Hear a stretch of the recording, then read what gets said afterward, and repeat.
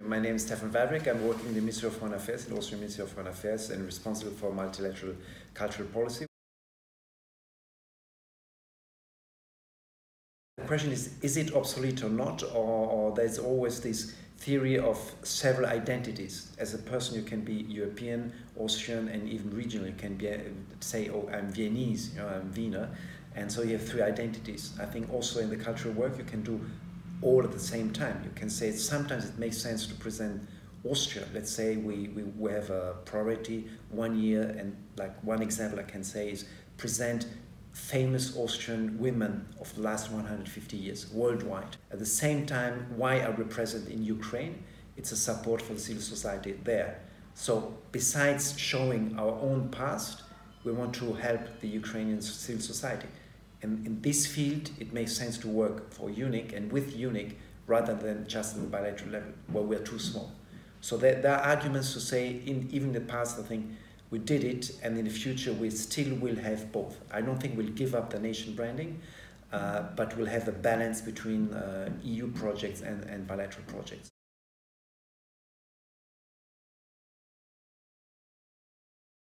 The main argument is that we have been founding members of EUNIC. We have informed all our colleagues in cultural fora abroad on our involvement with EUNIC, and it's part of our work. We have a 3-year plan, and the last, I would say, 15 years, the EU part of our cultural policy is part of this 3-year plan. So we have 3 main sectors of activities. One is showing a modern Austria.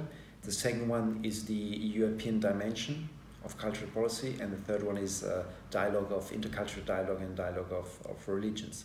So by law and by programming, 1/3 of our work should have a European dimension.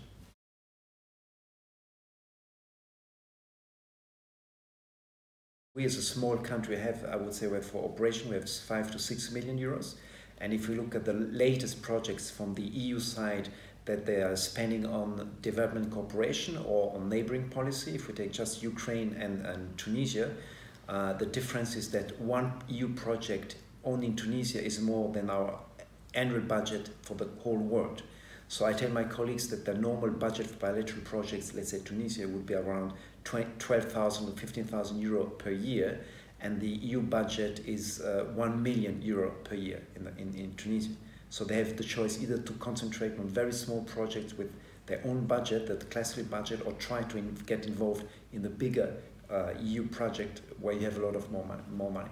So in the long run, I think our activities will have a big advantage of if we manage to tap EU funds, that will increase our presence by far more than we can expect from our bilateral projects.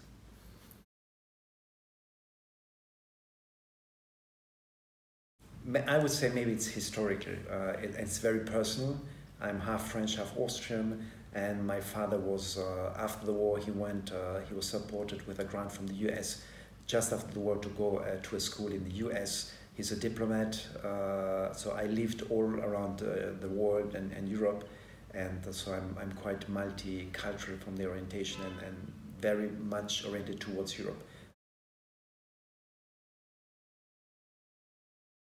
Having worked twice in the Brussels sphere as a European technocrat or diplomat, etc., I was quite interested. I know Nazi personally, so I think his book, Die Hauptstadt, is quite interesting because it shows the cultural sector, but also this special atmosphere of what is Brussels, the mixture of lobbying and what is the European identity, how difficult it is to sell the European project today. So I think this is a very interesting book. And then he's quite radical. It says, forget the nation state. We have to overcome the nation state, which is quite radical. I don't think he will manage to do it in the next 20 or 50 years, but who knows?